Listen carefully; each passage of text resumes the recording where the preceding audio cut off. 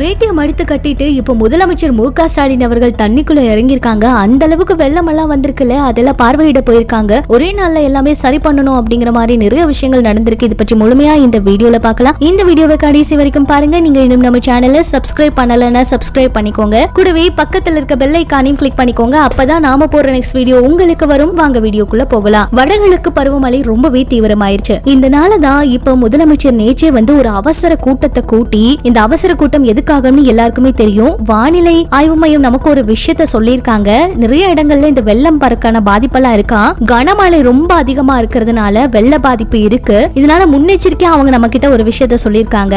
எல்லா மாவட்ட ஆட்சியர்களும் இதுக்கு தயாரா இருக்கணும். எந்தெந்த இடங்கள்ல பாதிப்பு ஏற்பட்டாலும் உடனே நீங்க போய் சரி செய்யணும், பார்க்கணும். அதுக்கான முன்னெச்சரிக்கை ஏற்பாடுகள் எல்லாம் இப்பவே தயார் நிலையில இருக்கணும் அப்படின்னு அந்த கூட்டத்தில் அவர் சொல்லியிருந்தாரு. வடகிழக்கு பருவமழை தீவிரமடைந்ததை தொடர்ந்து தமிழகத்துல பரவலா மழை பெய்து வருது. நேற்று இரவு சென்னை மற்றும் அதை சுற்றி இருக்க புறநகர் பகுதிகளில் இடி மின்னலோட விடிய விடிய கனமழை வெளுத்து வாங்கியிருக்கு. இடைவெளியே இல்லாம ரொம்ப அதிக அளவுல மழை பெய்து வரதுனால மக்கள் ரொம்ப கடும் அவதிக்குள்ளாயிருக்காங்க. இதனால தாழ்வான பகுதிகளில் குளம் போல் வெள்ளம் எல்லாம் தேங்கி நிக்குது. சாலைகளே கண்ணிக்கே தெரியல, அந்த அளவுக்கு முழங்கால் அளவுக்கு தண்ணி தேங்கி நிக்குது. வாகனங்கள் எல்லாம் தண்ணீர்ல மிதந்துட்டு போயிட்டு இருக்கு. இந்த மாதிரி பல விஷயங்களை பார்க்க முடியுது. இவ்வளவு தூரம் ஒரு விஷயம் நடந்திருக்கிறதுனால நேரா போய் முதலமைச்சர் இன்னைக்கு பார்வையிட்டு இருக்காரு அந்த இடத்தை. பல்வேறு இடங்கள்ல கழிவு நீரோட மழை நீர் கலந்து வரதுனால தெருக்கள் மட்டும் கிடையாது, வீடுகளுக்குள்ள அந்த கழிவு நீர் அப்படியே போயிருச்சு. இதனால சுகாதார கேடு ஏற்பட்டிருக்கு. இந்த நிலையில வெள்ள பாதிப்பு எங்கெல்லாம் இருக்கோ அங்கெல்லாம் முதலமைச்சர் மு.க. ஸ்டாலின் அவர்கள் நேர்ல போய் ஆய்வு செஞ்சிருக்காரு. அங்க பாத்தீங்கன்னா நிறைய விஷயங்களை அவர் பார்த்துக்காரு. நிறைய தண்ணீர் எல்லாம்